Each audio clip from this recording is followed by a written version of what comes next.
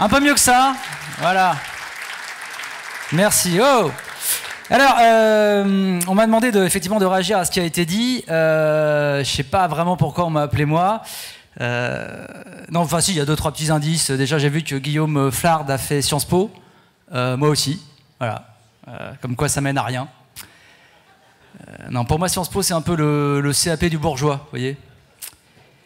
Voilà, ça va être comme ça pendant 10 minutes, donc voilà, je vous conseille de commencer à vous détendre un petit peu. C'est pas grave si les gens vous voient rigoler, il n'y a pas de souci, ça va bien se passer.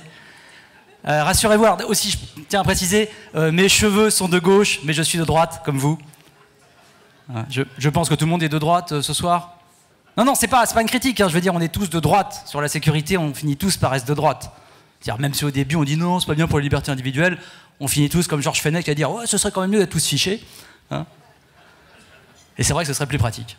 Ce serait plus pratique. Ceci dit, moi je vous cache pas que je suis un peu comme Georges Fenech pour le coup. Je suis pas un mec très optimiste.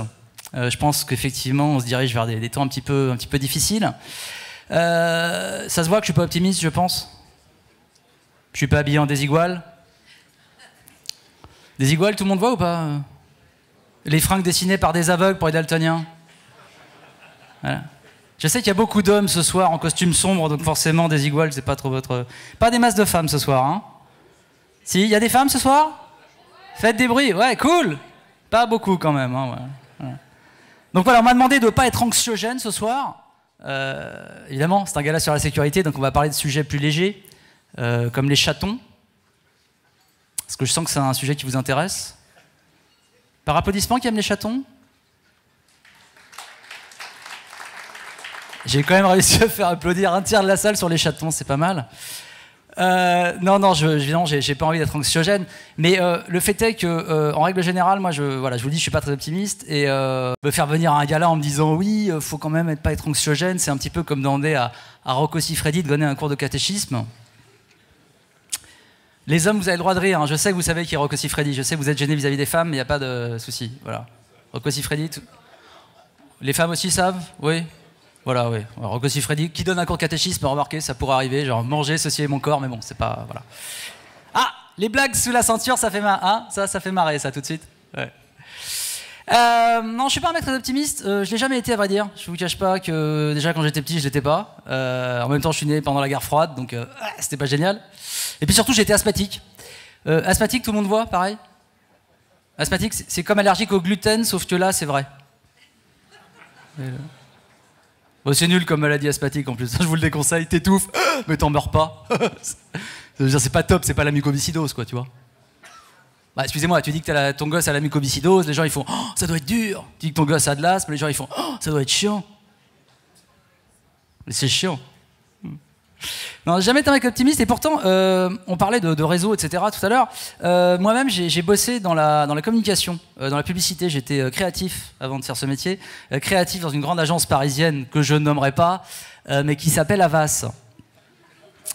Voilà, donc je travaillais pour Vincent Bolloré. Mais bon, je vous rassure, j'ai pris ma liberté. Je suis devenu humoriste, scénariste, comédien. Je travaille notamment beaucoup pour Canal+, et donc pour Vincent Bolloré. Voilà. Voilà, je vous le dis, je suis pas un mec très optimiste. On parlait des réseaux, on parlait d'intelligence artificielle, on parlait de surveillance, de big data. Je crois que le mot n'a pas été prononcé, mais c'est un peu ça qu'on dit quand même, que grâce au big data, vous savez tout ce que c'est, bien sûr, évidemment, je ne vais pas vous faire l'insulte de vous dire que c'est pas une chanson de Carlos. Grâce big data, tagada, non, ok, c'est pas grave. Non, je veux dire, grâce au big data, on pourra tenir à l'œil les gens, voilà, et savoir un peu ce qu'ils font. Et c'est quand même pratique. Le big data qui est aussi utilisé pour la publicité, hein, d'ailleurs, on l'utilisait beaucoup chez Havas. Et c'est assez fascinant le big data. Je veux dire, moi je me rappelle une fois, j'avais une pub sur Google qui disait, il y avait 3 pubs en fait. Il y avait une pub qui disait apprenez l'hébreu, ok. Une pub qui disait rencontre libertine à Paris, et une pub qui disait livraison de fruits de mer à domicile. Ça s'invente pas quand même, hein. Ça veut dire que les mecs chez Google, ils pensent que je suis juif, que j'aime les putes et les huîtres. Et c'est vrai.